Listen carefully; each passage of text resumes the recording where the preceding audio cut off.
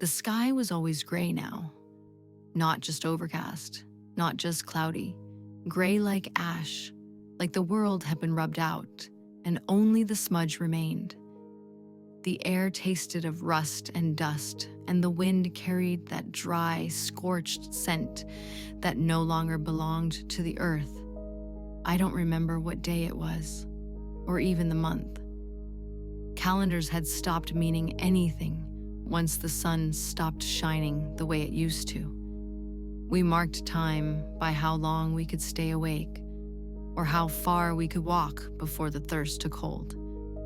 I had been alone for 3 days, maybe 4, since I'd last spoken to anyone who didn't want to slit my throat for a half-empty canteen. Water was life now, more than food, more than shelter. If you didn't find water in time, your thoughts would knot up and twist into something mean, something desperate. I'd seen it happen, and I was starting to feel it press against my skull. The building I'd holed up in used to be a motel, the kind with fiberglass bathtubs and mildew in the grout. Now it was bones and broken glass, half sunken into the earth like it wanted to vanish. I was curled beneath a counter in what might have been the front office, scraping bits of mold from the side of an aluminum can when I heard the sound. Light, rhythmic, footsteps on broken tile. I froze. It wasn't wind. The wind screamed and moaned through gaps and cracks in the buildings, but it never sounded like footsteps. I held my breath and listened, counting 4 steps, then silence. A pause. Then one more step, not searching, not cautious, just deliberate. Like whoever or whatever, it was already knew I was there. I didn't dare move. Not until the sound faded. Later, hours or maybe just minutes, I slinked out into the gloom, creeping past the shattered vending machine, my ears straining with every step. The parking lot beyond was cracked open like a dropped plate, weeds growing up through the seams. The air was still. That's when I saw the trail. 3 small puddles, barely deeper than a footprint, shimmering in the dust. Water. Fresh, or at least recent. Someone had spilled it. Or discarded it. No one left water behind. So I followed the trail, barely breathing. Beyond the lot was a stretch of half-dead forest. Skeletal trees hunched together like they were whispering secrets. The ground was soft, with ash and leaves that crunched like dry paper underfoot. The trail disappeared quickly, but I kept moving. Something had to be out here. Something with water. And I needed it more than I feared what I might find. After an hour, maybe more, I came upon a rusted sign half buried in ivy. The letters were flaked away, but I could just make out the silhouette of a deer leaping over a stream. A park. Where there had once been streams, there might still be water, or maybe just the memory of it. But memory was enough to follow. The trail narrowed into a winding path, broken in places.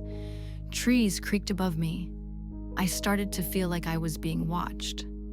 That prickling feeling I couldn't shake, like eyes at my back. I turned around 3 times. Nothing. Then again, in this world, the most dangerous things didn't make noise. They waited. They watched. The path dipped into a low valley where the air grew cooler, wetter. My mouth ached at the scent. Real water. I ran before I could think better of it, feet skidding down the slope. And there it was. A black pond, still and silent, ringed with mud and reeds. I dropped to my knees, scooping the water in cupped hands, drinking until my stomach clenched. It tasted like moss and metal, but it was wet, and it was real. That's when I saw the reflection. Not mine. Across the pond, standing between 2 trees, was a figure, still, wrapped in gray cloth, face obscured, watching me. I jerked up, choking on the water, slipping in the mud. When I looked again, they were gone. I listened. No movement, no footsteps, just the wind and the sigh of the trees. I should have left then, but I stayed, and I filled my canteen. That night, I camped in a stone shelter near the pond, a ruin of what might have once been a visitor center. The door was long gone, so I stacked debris to make a barrier. I lit a small fire, more for company than warmth. It danced on the walls, casting long shadows that moved too much for the size of the flame. I tried to sleep. I kept waking. Each time, I heard something new. A footstep near the door, the crunch of leaves outside, a breath just beyond the wall. But nothing was ever there. At dawn, the fire had burned out. I stepped outside and found something that hadn't been there before. A strip of cloth, gray and frayed, tied to the branch of a tree. Someone had been watching, following. I left the shelter and moved fast, keeping off the trail. I felt hunted. Not by something wild, but by something patient. Human, or what used to be. The world had changed people, not just on the outside. Hunger and thirst had stripped away the layers that made us decent. I'd heard stories of entire camps falling under the sway of charismatic madmen, of false prophets who promised water in exchange for obedience and blood.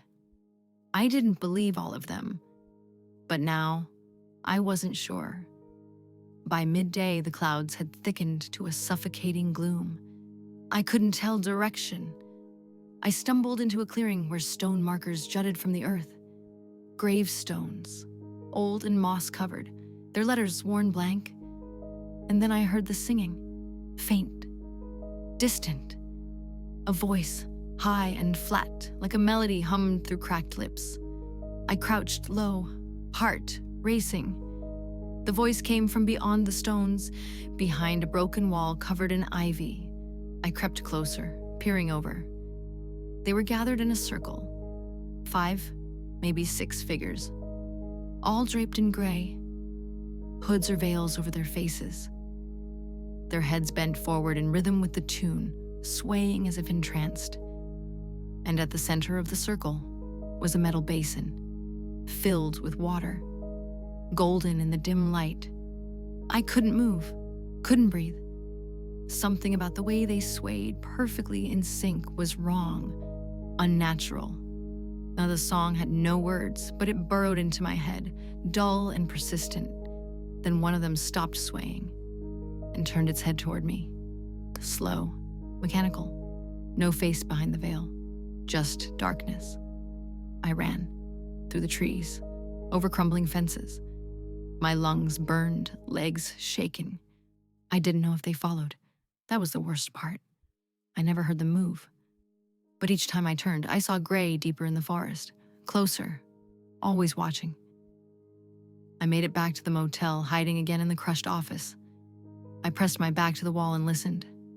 Nothing. Until I looked down at the floor. A puddle.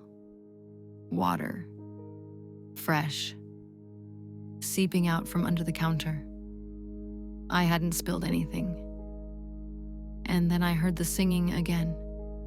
This time, inside the room, from behind me.